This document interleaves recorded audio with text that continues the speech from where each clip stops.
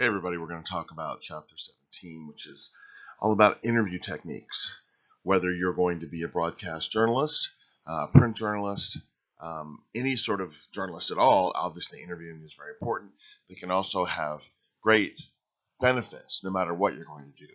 Talking to people, getting them to open up, finding out what you need to know are skills that you can apply to anything. So when you think about interviewing, it's obviously a large part of news, broadcast production. And there are several things that I want you to know to get the most out of your interviews, right?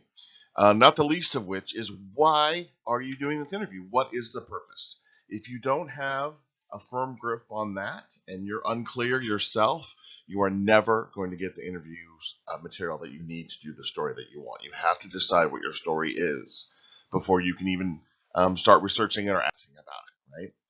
There are different kinds of purposes for interviews that you'll find. One is factual. You're asking for your subject for information or to demonstrate something.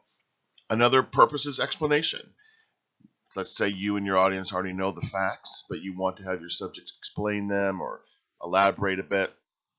Opinion and controversy, right? You might be covering an issue over which there is some kind of debate, and you're asking the subject to comment on one side or another. Witness, experiential.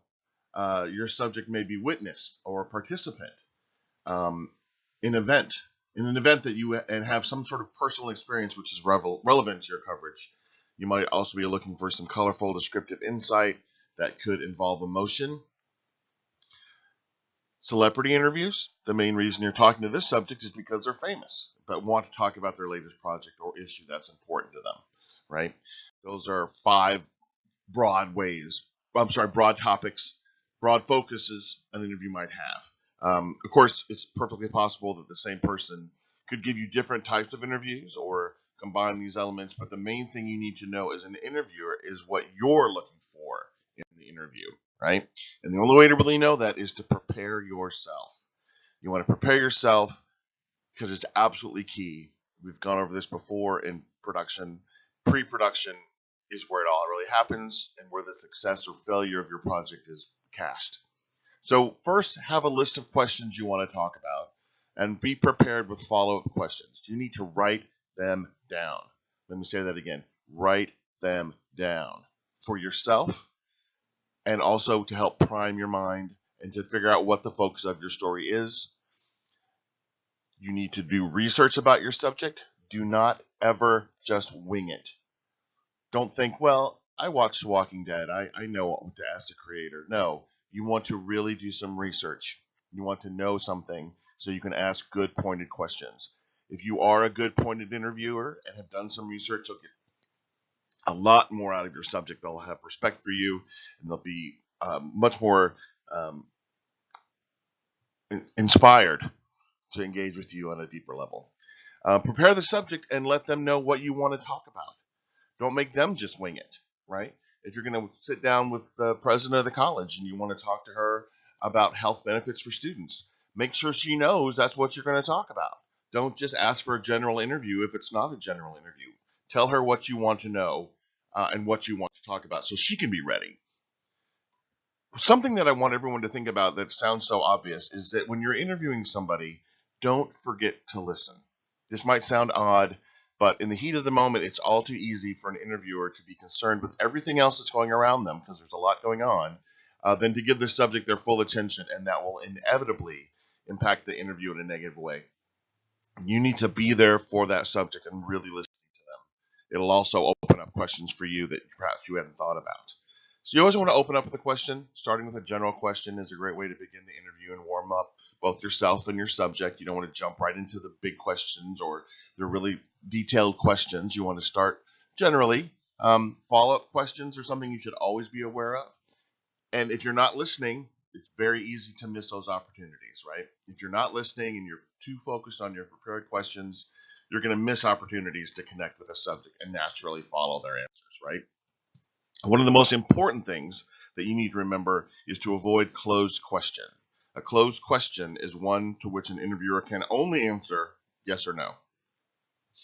So you want to use open questions because they give the subject somewhere to go with their answer, and they can't simply say yes or no and stop the discussion. right? So questions that start with how or why or can you tell me about will get you way more open answers and much more in-depth answers than those that start with did, do, are, things that are just asking for yes or no, right? You want the interview subject to open their mind and to really think about their answers. If you're going to ask a controversial question, if you're asking a subject to give an opposing view to something, let's say, make sure you frame the question in a way that makes it clear that you're not expressing your own personal viewpoint, but the viewpoint of others. You don't want this to turn into an argument between the two of you. You're the neutral third party, right? You're the intermediary. You're the middle person, right? So be careful about that. How do you feel questions? Be careful with those as answers. Be careful with how do you feel questions, because answers to those type of questions can almost be as closed as yes or no answer only questions. Instead, ask them to tell you about specific personal consequences or results from them around a situation or a question. How do you feel? Will pretty much bring you things like I felt good, I felt bad, I felt sad, I felt happy. You want more than that. You want them to think a little harder and give you a bit more. Anecdotes, right? You almost always want your subject to be engaging and colorful, so your viewer and listener will be much more engaged. So if they can give examples and anecdotes rather than simple and bland comments, you'll be much better off. If you can encourage you should encourage your subject to give examples and anecdotes, because that frees them up from their expected responses and allows them to be more relaxed and conversational with you as the interviewer. Ask about them, right? One question at a time. Never ask more than one question at a time. So keep your questions short and then follow up if needed. Do not try to pack all your questions into one super mega question. Instead of asking a long-winded question, split it up into parts. If you have a two-part question, it needs to be two questions, period. There's no reason to pack it into one. If your question is longer than 10 words or so, then it's likely too long. You really want to keep it simple. You want to avoid scripts. Don't let the subjects read their answers to you. Ugh, there's nothing more boring than listening to someone read. It makes for a boring interview, and it might as well be a text-only piece. So don't let them read them to you, okay? If at all possible. Don't wear dark glasses. Viewers need to see you and your eyes and their eyes. And if they can't, they're missing out on a very important part of nonverbal communication, and they're likely to disconnect from the story. So, especially obviously with TV, you want to remember that. Don't shoot in bright sunlight. If you're shooting in the bright sunlight, no one will want to watch because you and your subjects are squinting or there's glare in their eyes. Just make sure that you're shooting the video interview in a pleasant place. Don't eat or drink while you interview them. You see guests doing this a lot on celebrity talk shows. It's not a good idea with news productions, as it's simply too casual and the associated sounds can be off-putting and annoying, right? So unless you're lucky enough to have the Tonight Show, don't let them drink or eat. Try your absolute best not to interrupt the subject, right? While you want the interview to be conversational,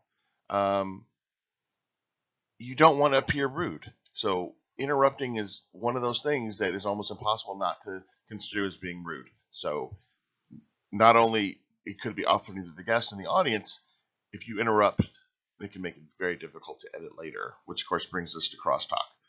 Cross-talking is when you talk at the same time, not necessarily interrupting, but just talking at the same time when someone is like, yes, I see, or oh, while someone else is talking. We all do it all the time.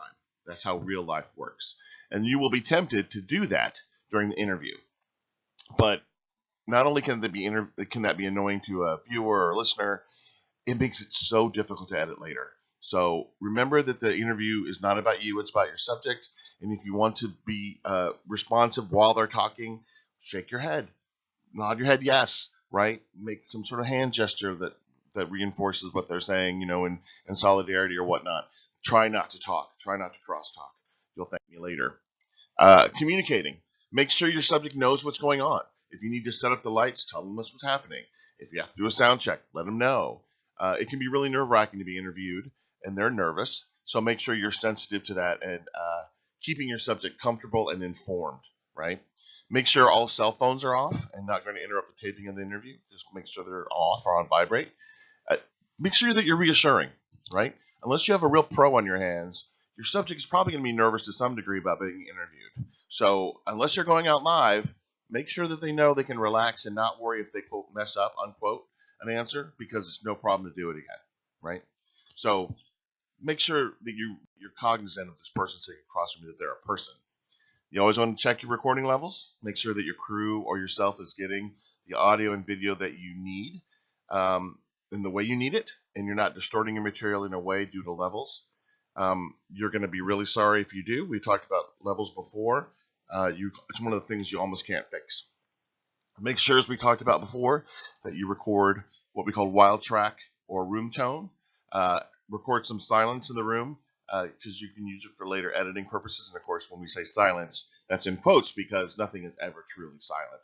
The room has a sound, and you can use that to help with editing. Always remember to thank them, right?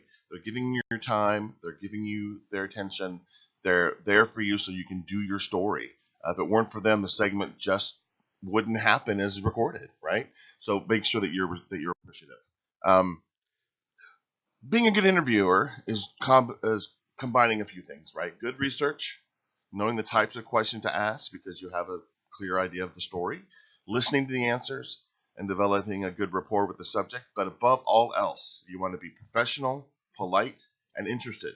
And if you're those three things, it should all go really well. Those are the top three things to keep in mind that will keep you on the right path. So I want you to go to the discussion board about interviewing and participate. There's also a quiz. So I look forward to seeing you on the boards.